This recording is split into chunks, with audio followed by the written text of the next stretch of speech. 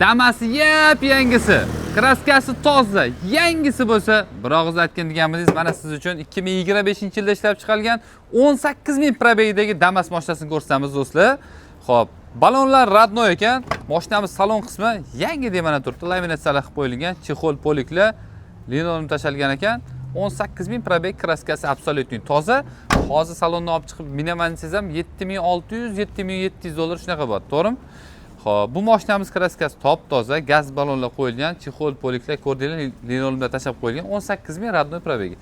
Shu mana shu nakleykasi hamma Damasga tekkan kasal 2 oydan keyin sarg'ayib ketadi. Shu nakleykasini 50 ming so'mga shunda almashtirib olsanglar, xudo xolasa, yangi Damas bo'ladi, qo'yadi.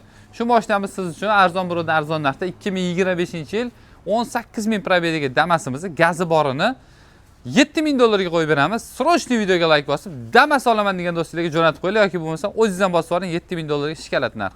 Yangi yilga zo'r sovg'a bo'ladi. Bosinglar.